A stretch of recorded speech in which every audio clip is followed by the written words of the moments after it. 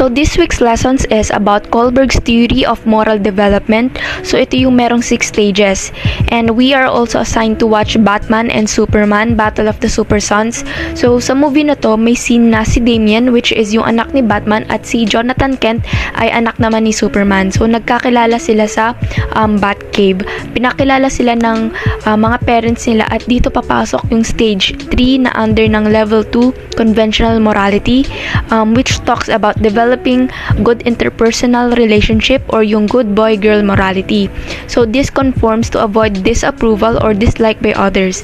And addition nga, sabi nga ni Sir Yui, at some point in our lives, kahit nga na iba-iba tayo ng moral principle or morality sa buhay, we also need friends. So kahit nga na ganun yung personality ni Damian, which is, yun nga, egoistic siya, violent, don't care and don't know how to work with team members, naging kaibigan pa rin niya si Jonathan. So tayong mga tao daw ay communal, meaning we assume responsibility for other people or partner. We have specific need and we want a support in striving toward a goal, would enjoy being included in an activity, or simply could use the reassurance of care. In the animated movie that we have watched, which is entitled Batman vs. Superman, The Battle of the Sun, we can definitely see the conventional morality.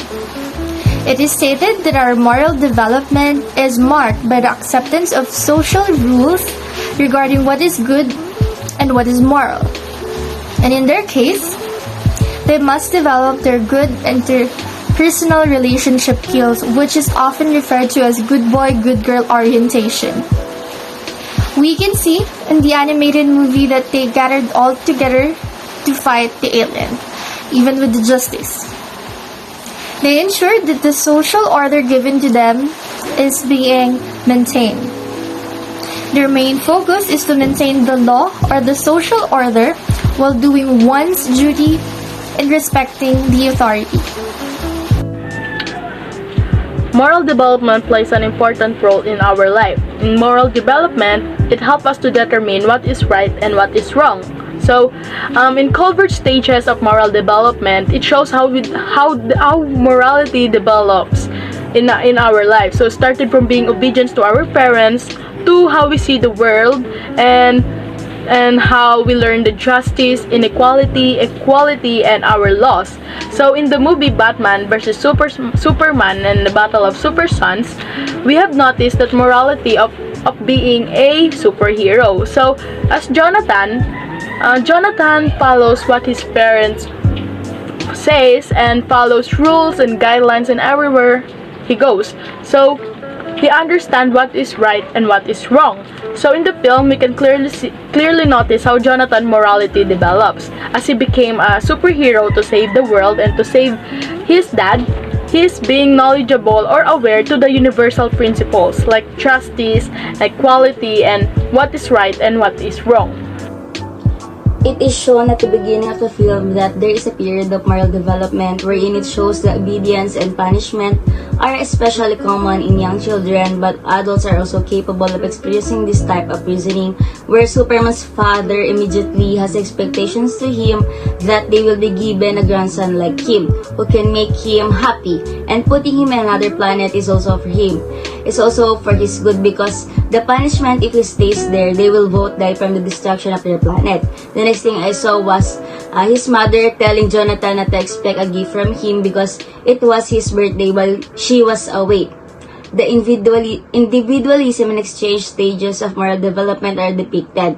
It also shows Jonathan being told to be a good boy in developing good interpersonal relationships. His mother expects him to be nice, and this demonstrates that he is living up to social expectations and roles. Our lesson is all about the Bronfenbrenner's ecological theory, wherein this theory is based on the interaction that environments have on the developing child. So, microsystem, example dito is yung anak ni Superman, lumaki siya sa parents niya. So, na-adapt nung anak nila yung ugali ng parents niya at kung ano yung tinuro sa kanya, ayun lang yung ginagawa niya. Sa mesosystem naman, so may good relationship si Jonathan at yung parents niya. Kaya expected ng head ng school na mabait yung anak nila Superman, kaya madalas hindi siya gumaganti sa mga bullies na. So sexy system naman, madalas may tampo si Jonathan sa magulang niya kasi madalas kapag kailangan niya yung magulang niya, kailangan din sila sa work nila. So, the next is the macro system. So, sa anak naman ni Batman, naapektuhan yung development niya dahil sa social economic status dahil bata pa lang siya, namulat na siya sa gawaing pang superhuman. Bata pa lang siya, rated na siya sa superhero, tsaka mayaman na sila noon, kaya kampante siya sa buhay at mataas yung tingin niya sa sarili niya. So, the last is the Chronos system, and sa major life transition na nangyari sa movie, yun yung pagdating ng mga alien sa mundo. Dahil doon, nakontrol nila si Batman at si Superman, kaya lahat ng heroes na pwedeng tumulong sa anak ni Batman, nakontrol na ng mga alien. Kaya, nag-change yung perception niya sa buhay niya. Kaya, wala nang option yung anak ni Batman. Wala na siyang malalapitan kundi yung anak ni Superman kasi ayun na lang yung may katulad niya na superhuman ability at doon na na-develop yung friendship nila sa pagtutulungan nila. In the movie Batman and Superman Battle of the Super Sons, there is a scene where Superman didn't attend Jonathan's game and discouraged him. He has a schoolmate who teases him because he can't hit a baseball ball.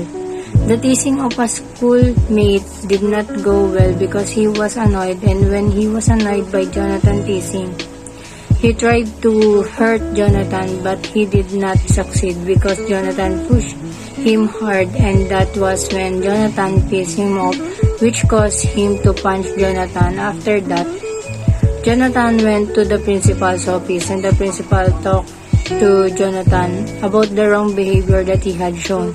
This is where stage 1, obedience and punishment, enters. This is the earliest stage of the moral development.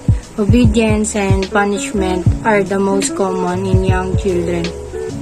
For principal, obeying the rules of the school is important because that is one of the ways to avoid the punishment. The principal will not report the bad behavior he has done to Jonathan's parents because he is a good student. The principal advised Jonathan that instead of fighting with his schoolmate, he should make him a friend and try to understand his schoolmate instead of fighting with him.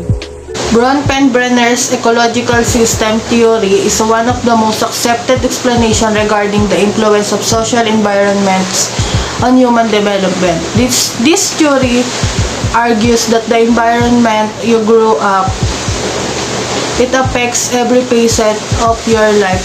In Batman and Superman, the Battle of the Super Sons, Jonathan wants to be just like her dad. He grew up to the environment that his dad is fighting all the bad guys. So when he already know that his father is a superhero, he didn't stop to know what will be his superpower because he want to be just like him.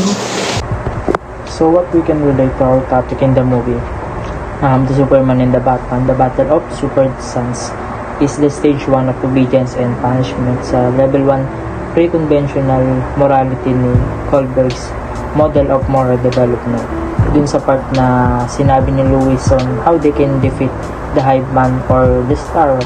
Because of this, because if Jonathan didn't obey Lewis kung paano niya matatalo yung Starro, there will be a punishment, which is Starro would have been taken all over the world, diba? And buti na lang talaga sumunod siya kay Lewis, and they defeated it. And laking tulong din yung part na nakwento ni Clark yung about sa Queen Anne's, diba? And we can relate also yung naging relation ni Damian and Jonathan sa level 2 conventional morality stage 3 nang dahil sa pagsunod din ni Jonathan kay Damian, because he has a lot more experience than him sa battle, unti-unti nag-develop yung relation and nagustuhan niya eventually si Jonathan, kasi diba at first di niya ganun katrip si Jonathan. I can connect our topic this week to the movie Batman and Superman. It's the different ways of parenting of Batman and Superman. Based on what I noticed, Batman and Superman have different ways of parenting. With Superman, they have a developing good interpersonal relationship with Jonathan. So So Jonathan's attitude is kind, energetic, and other good traits. As for Batman, as far as I know, it's obedience and punishment. So Damian's attitude is serious, observant, and some other attitude. They are both good kids. Just that Batman and Superman have different pace of parenting. For me, Superman has his own morality, and that is saving the world and helping other people. But that morality affects other people, which in his own case is his own son. He is not always physically available for Jonathan, which makes him mad because his father is always busy working. Although once Jonathan realized that his father is the Superman, he eventually understood everything. That being said, Superman's morality has consequences, and that is being away from his family.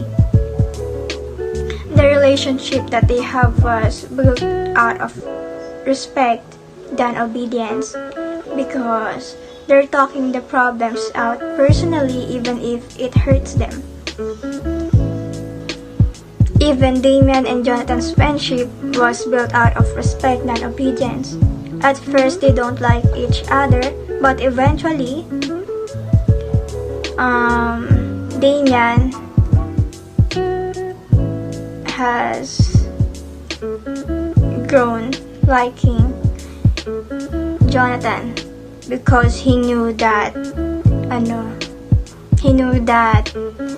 Jonathan was punched by the other kid from his school, and because of that, that's where Jonathan and Damian began the relationship.